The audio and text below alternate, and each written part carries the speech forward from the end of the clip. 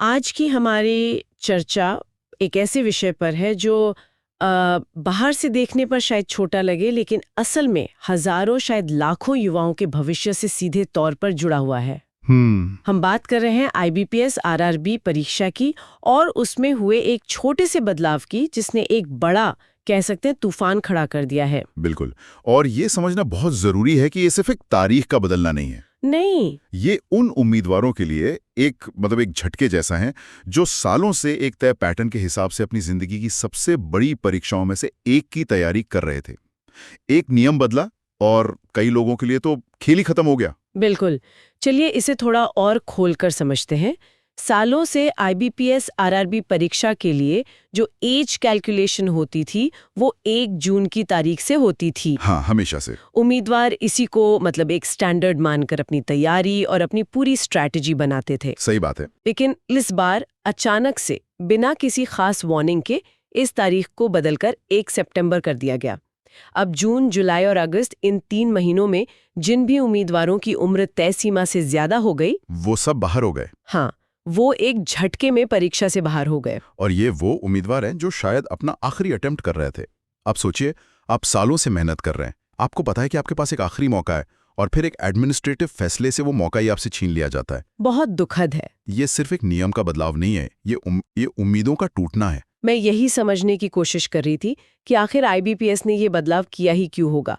क्या इसके पीछे कोई प्रशासनिक मजबूरी थी, या ये बस एक चूक थी जिसका इतना बड़ा असर हो गया? कारण तो अभी तक साफ नहीं है। खैर, जो भी हो, छात्र चुप नहीं बैठे। उन्होंने इस फैसले के खिलाफ आवाज उठाई और अब मामला अदालत तक पहुंच गया है। तो चलिए इस पूरे मामले की परतों को एक एक करके खोलते हैं। हाँ, और यहाँ से कहानी बहुत दिलचस्प होती है। छात्रों का जो मुख्य तर्क है वो बहुत सीधा और कह सकते हैं मजबूत है। अच्छा। उनका कहना है कि जब कोई संस्था सालों से, 1 दशक से भी ज्यादा समय से एक ही नियम का पालन कर रही है, तो उम्मीदवार उसे एक तरह से स्थापित परंपरा मान लेते हैं। इस परंपरा को बिना किसी ठोस कारण या पूर्व सूचना के अचानक बदलना सही नहीं है। हमारे स्रोत में से लॉजिकल रीजन कहा गया है, जो उनके केस की नींव है। आपने परंपरा शब्द का इस्तेमाल किया। क्या इस तरह की दलील का कोई कानूनी आधार भी होता है? क्या अदालतें ये मानती हैं कि अगर कोई चीज हमेशा से एक तरह से होती आई है तो उसे बदला नहीं जा सकता? हाँ, ये एक बहुत अहम सवाल है।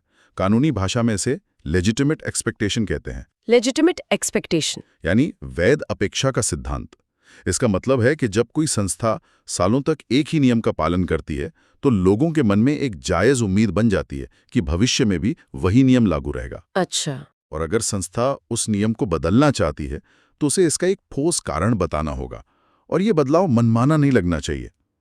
अदालतें अक्सर इस तर्क को बहुत वजन देती हैं, खासकर जब लाखों लोगों का भविष्य दांव पर हो। ये तो बहुत दिलचस्प बात है, और ये जानना भी जरूरी है कि ये लड़ाई सिर्फ कुछ छात्रों की नहीं है। हमारे स्रोत में एक शिक्षक अमर सर का जिक्र है, जिन्होंने छात्रों को एकजुट करने में एक बड़ी भूमिका निभाई। और ये आज के दौर की सच्चाई को भी दिखाता है। कैसे? पहले शायद ऐसी लड़ाई लड़ना बहुत मुश्किल होता, लेकिन अब डिजिटल प्लेटफॉर्म्स की वजह से ये संभव हो पाया है। एक रिफॉर्म नाम का ग्रुप बनाया गया जहां देश भर से छात्र जुड़े। उन्होंने आपस में छोटी छोटी रकमें इकट्ठा की ताकि एक अच्छा वकील कर सकें और अपनी बात को कानूनी तौर पर मजबूती से रख सकें। ये सामूहिक कार्रवाई की एक शानदार मिसाल है। तो अब जब मामला अदालत में है, तो अटकलों का बाजार भी गर्म होगा। इस केस में छात्रों के लिए सबसे अच्छी और सबसे बुरी स्थिति क्या हो सकती है? क्या-क्या संभावनाएं नजर आ रही हैं? देखिए, अदालत के सामने कई रास्ते हैं और हर रास्ते का असर अलग अलग होगा। सबसे पहली और सबसे बड़ी उम्मीद, जिसे हम आइडियल सिचुएशन कह सकते हैं, वो ये है कि अदालत छात्रों की बात मान ले और पात्रता की तारीख को वापस 1 जून कर दें। अगर ऐसा होता है तो जो भी उम्मीदवार इस बदलाव की वजह से बाहर हुए थे, वे सब फिर से पात्र हो जाएंगे। ये उनके लिए एक पूरी जीत होगी। हाँ, ये एक बड़ी जीत तो होगी, पर क्या इससे परीक्षा के पूरे कैलेंडर में देरी नहीं हो जाएगी, जिसका असर आगे की भर्तियों पर भी पड़ सकता है? आईबीपीएस के लिए ये एक बहुत बड़ा चैलेंज होगा। आपने बिल्कुल सही नब्ज पकड़ी है। अच्छा। और यही दूसरी संभावना को जन्म देता है, जिसे हम एक बीच का रास्ता कह सकते हैं। वो क्या है? हो सकता है अदालत कहे कि हम पूरा शेड्यूल नहीं बिगाड़ना चाहते, इसलिए हम आवेदन पोर्टल को कुछ दिनों के लिए, मान लीजिए 3-4 दिनों के लिए, फिर से खोलने का आदेश देते हैं। सिर्फ उन लोगों के लिए? हाँ, इससे सिर्फ वही लोग फॉर्म भर पाएंगे जो इस तारीख के बदलाव से प्रभावित हुए थे।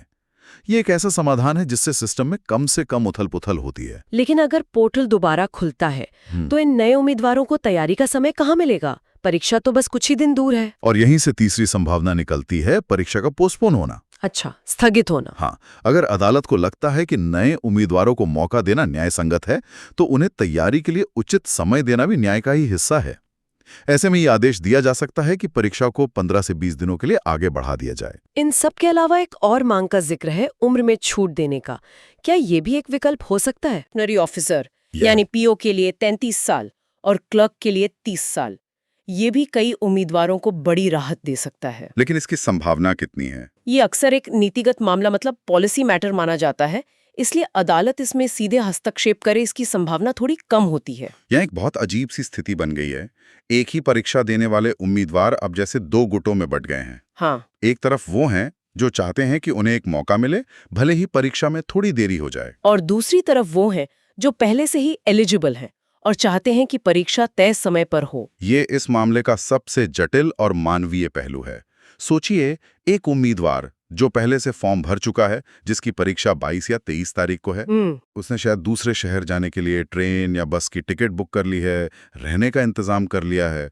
उसके लिए परीक्षा का स्थगित होना न सिर्फ मानसिक परेशानी है, बल्कि एक आर्थिक नुकसान भी है। हाँ, उसकी पूरी लय बिगड़ जाती है। बिल्कुल। और दूसरी तरफ उस उम्मीदवार के बारे में सोचिए जिसके लिए ये शायद आखिरी मौका था, जो उम्र की सीमा पर खड़ा था और इस एक बदलाव ने उसकी सालों की मेहनत पर पानी फेर दिया। सही बात है। उसके लिए ये 15-20 दिन की देरी कुछ भी नहीं है, उसके लिए तो ये अपने सपने को बचाने की लड़ाई है। बिल्कुल, दोनों ही अपनी अपनी जगह सही हैं, कोई भी गलत नहीं है। ये एक ऐसी स्थिति है जहां एक समूह के लिए जो न्याय है वो दूसरे समूह के लिए असुविधा बन जाता है, और यही चीज इस पूरे मामले को और भी संवेदनशील बना देती है। इस पूरी अनिश्चितता का उम्मीदवारों पर जो मनोवैज्ञानिक असर पड़ रहा होगा, उसकी तो हम सिर्फ कल्पना ही कर सकते हैं। बहुत ज्यादा। ये करना कैसा होता होगा? मतलब आप क्वांट्स के मुश्किल सवाल हल कर रही हैं और आपके दिमाग के किसी कोने में ये चल रहा है कि पता नहीं परीक्षा होगी भी या नहीं, या मैं योग्य रहूंगी भी या नहीं। ये लगभग नामुमकिन है। एकाग्रता मतलब कंसंट्रेशन बनाए रखना बहुत मुश्किल हो जाता है। स्रोत में भी इस पर बात की गई है। जो उम्मीदवार पहले से तैयारी कर रहे हैं, उन्हें सलाह दी जा रही है कि वे इन सब बातों से दूर रहें और ये मानकर चलें कि परीक्षा तय समय पर ही होगी। अपनी पढ़ाई पर ध्यान दें। लेकिन ये कहना आसान है, करना बहुत मुश्किल। बहुत मुश्किल। और उन लोगों का क्या जो सीधे तौर पर इस फैसले का इंतजार कर रहे हैं, जिनकी उम्मीदें ही इसी पर टिकी हैं? उनके लिए स्रोत में एक बहुत यथार्थवादी सलाह है। क्या? उनसे कहा गया है कि वे इंतजार ही कर लें, क्योंकि इस तनाव और बेचैनी के माहौल में उनसे पढ़ाई हो भी नहीं पाएगी। हाँ, ये बात तो सही है। उनका हर पल अदालत के फैसले की खबर का इंतजार करने में ही बीतेगा। ऐसे में किताब लेकर बैठना सिर्फ खुद को धोखा देने जैसा होगा। स्रोत में एक और बड़ी दिलचस्प बात कही गई है कि अगर मौका मिलता है तो जो अनुभवी उम्मीदवार है वो 10 दिनों में भी प्रीलिम्स की तैयारी कर सकते हैं। ये बात इस परीक्षा की प्रतिस्पर्धा के स्तर के बारे में बहुत कुछ कहती है। हाँ, ये बात इस परीक्षा की गंभीरता को दर्शाती है। जो उम्मीदवार सालों से तैयारी कर रहे हैं, उनके कॉन्सेप्ट्स और फंडामेंटल्स पहले से ही बहुत मजबूत होते हैं। अच्छा? उन्हें सब कुछ शुरू से नहीं पढ़ना होता है। उन्हें बस एक तेज रिवीजन, कुछ मॉक टेस्ट और अपनी रणनीति को ताज़ा करने की जरूरत होती है। तो वो रेस में वापस आ सकते हैं। बिल्कुल। इसलिए अगर उन्हें 10-15 दिन का अतिरिक्त समय मिलता है तो वे इसका पूरा फायदा उठाने की क्षमता रखते हैं। वे मुकाबले को और भी कड़ा बना सकते हैं। और शायद इसीलिए मेंस परीक्षा की तैयारी पर भी जोर दिया जा रहा है, खासकर जनरल नॉलेज यानी जीके सेक्शन पर। बिल्कुल, क्योंकि आरआरबी पीओ की मेंस परीक्षा बहुत कठिन मानी जाती है और उसका जीके सेक्शन तो खास तौर पर मतलब अनप्रिडिक्टेबल होता है। हाँ, मैंने भी सुना है। कभी-कभी 1 साल 1.5 साल पुराने सवाल भी पूछ लिए जाते हैं। इसलिए जो स्मार्ट उम्मीदवार हैं, वे हमेशा प्रीलिम्स के साथ-साथ मेंस, खासकर जीके और कंप्यूटर की तैयारी करते रहते हैं। उन्हें पता है कि प्रीलिम्स के बाद मेंस के लिए ज्यादा समय नहीं मिलता, तो ये समय जो अनिश्चितता में बीत रहा है, उसका इस्तेमाल मेंस के लिए किया जा सकता है। तो कुल मिलाकर ये एक प्रशासनिक बदलाव से शुरू हुआ मामला है जो अब एक कानूनी और कह सकते हैं भावनात्मक लड़ाई बन चुका है। एक तरफ नियम और प्रक्रियाएं हैं और दूसरी तरफ हजारों उम्मीदवारों की उम्मीदें और सालों की मेहनत। सही कहा। और आने वाले 1-2 दिन में अदालत का फैसला ये तय करेगा कि इस लड़ाई में किसका पड़ला भारी रहता है। ये फैसला हजारों उम्मीदवारों के करियर की दिशा तय करेगा। इस पूरे प्रकरण को अगर हम एक बड़े नजरिए से देखें तो ये हमें प्रतियोगी परीक्षाओं के सिस्टम के बारे में क्या बताता है? ये पूरा मामला एक बात तो साफ करता है कि IBPS जैसी परीक्षा आयोजित करने वाली एजेंसियों को कितना पारदर्शी और भरोसेमंद होना चाहिए। पारदर्शिता। जब आप लाखों युवाओं के भविष्य से जुड़ा कोई काम कर रहे हैं तो नियमों में स्थिरता बहुत जरूरी है।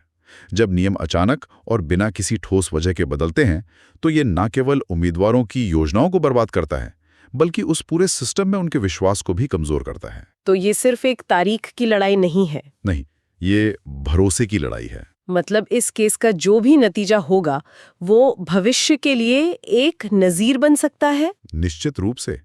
ये केस भविष्य में इस तरह के प्रशासनिक बदलावों के लिए एक मिसाल कायम करेगा। ये तय करेगा कि क्या परीक्षा आयोजित करने वाली संस्थाएं अपनी स्थापित प्रक्रियाओं को मनमाने ढंग से बदल सकती हैं या उन्हें उम्मीदवारों के प्रति भी कोई जवाबदेही रखनी होगी। इस फैसले का असर आने वाले सालों में होने वाली कई परीक्षाओं पर दिख सकता है। तो इस पूरी चर्चा से हमारे श्रोताओं के लिए आगे सोचने वाली बात क्या है? एक ऐसा विचार जिसके बारे में वे इस चर्चा के बाद भी सोच सकते हैं। देखिए, इस मामले में कौन जीतता है या कौन हारता है ये तो अदालत तय करेगी, लेकिन इससे आगे बढ़कर ये सोचना जरूरी है कि IBPS जैसी परीक्षा आयोजित करने वाली संस्थाओं की अपने उम्मीदवारों के प्रति क्या जिम्मेदारी है। जिम्मेदारी किस तरह की? क्या उन्हें उम्मीदवारों को सिर्फ एक आवेदक या रोल नंबर समझना चाहिए या फिर एक ग्राहक की तरह जिसके प्रति उनकी जवाबदेही है? आखिर लाखों छात्र न सिर्फ परीक्षा की फीस भरते हैं बल्कि अपना सबसे कीमती समय, अपनी ऊर्जा और अपना करियर भी दांव पर लगाते हैं। बहुत गहरा सवाल है। इस रिश्ते की प्रकृति क्या होनी चाहिए, ये सवाल मेरे हिसाब से सबसे बड़ा है।